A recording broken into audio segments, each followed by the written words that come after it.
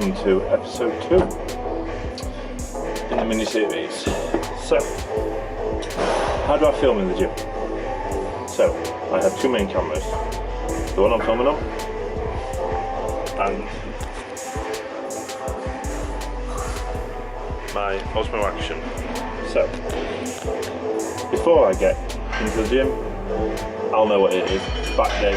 The first exercise of back is bent over wide bit rows.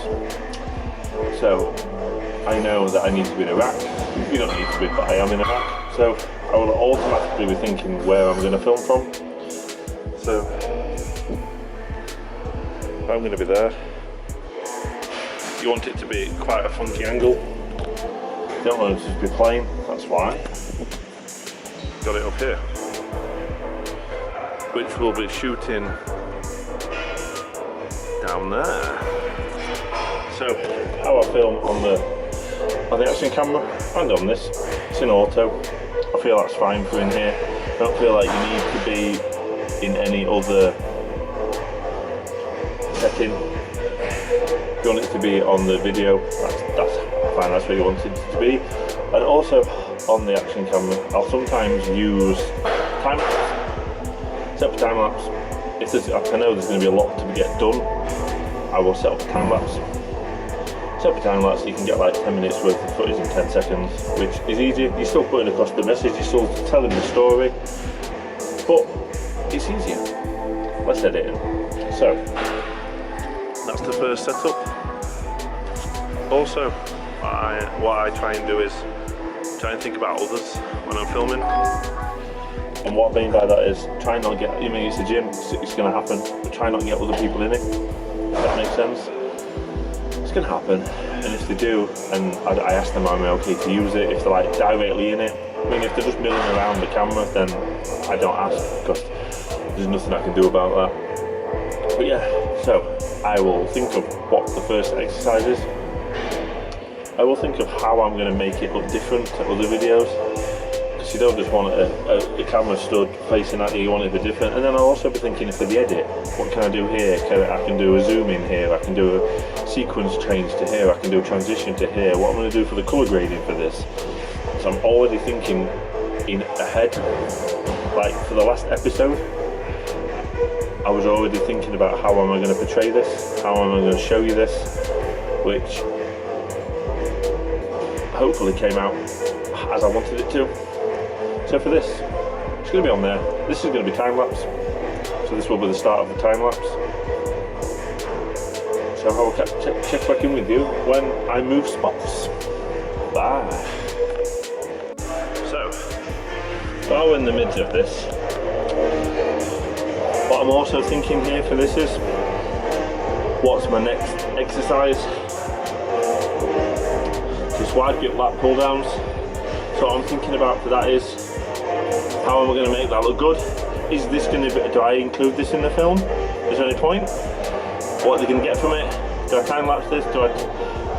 This is all going through my head when I'm filming, just to try and make the filming experience slightly better. I'm also thinking, like when I turn around there, that's too dark. It looks too dark to me. So that's why I'm here. I'm also thinking, if I have to film somewhere that's dark, do I need to put the exposure up? Do I need to change the brightness? Do I need to do all these kind of things? I'm trying to limit the amount of work I have to do in the edit. So this is rows, but then on pull downs, fine pull downs is quite difficult to film, to get a good angle, to make me look good. So sometimes in the past I've got asked if someone will film me, give them the camera. Because I've obviously got both in the gym today.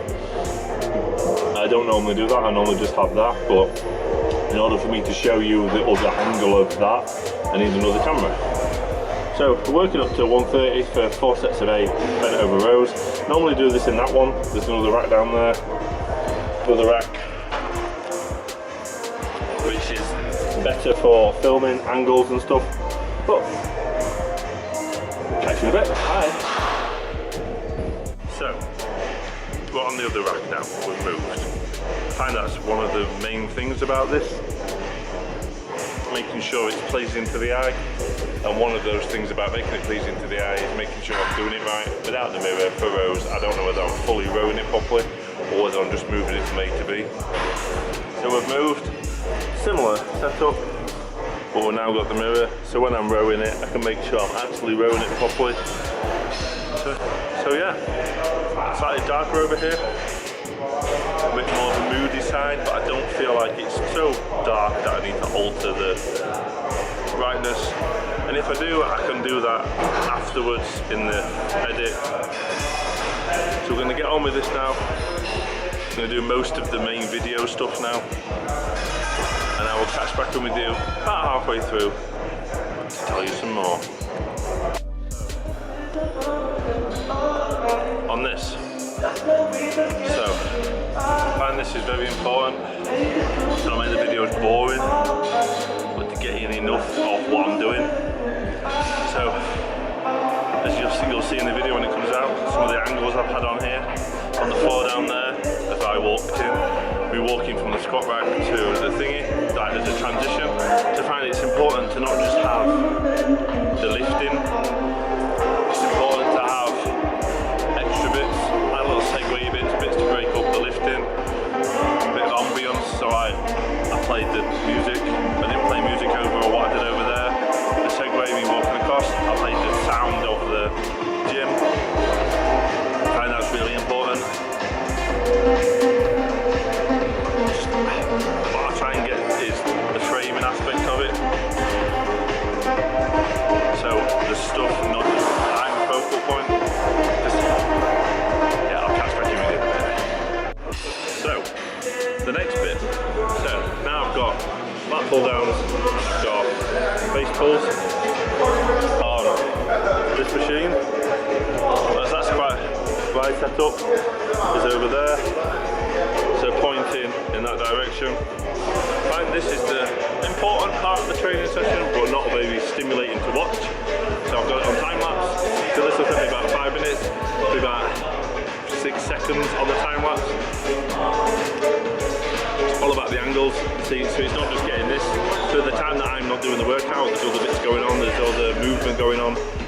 So it's all about the angles, making it exciting. So I'm gonna get these flashed out and I'll catch back in with you when we get there. Once again, the lighting's fine, so it's just in auto. In a bit. So, getting to the end of the video now. So I'm very mindful to not put a load of crap in, not just film every single set, every single repetition set. So I'm now doing the reverse. Now doing the shoulders, but there's a shoulders, a couple of biceps, and a couple of abs. So on the video, it's probably going to end. So for this part of how do I film my YouTube videos, I'm going to end it here on this one. And I will see you in the next episode, which will be out in a week. And that will be how I edit videos. So, and I've done this in the past, but I'm now at a better location to actually go in a bit more depth what I do. Once again, if you're new, subscribe. If you aren't new, welcome back, and I'll see you in the next one. So, this is episode 2 of how I record in the gym. I hope this has made people realise that actually it's not just a case of switch the camera on and hope for the best. I'm actually thinking more in depth for this than it might seem. So, like, comment, share, subscribe. I'll see you in the next episode. Bye.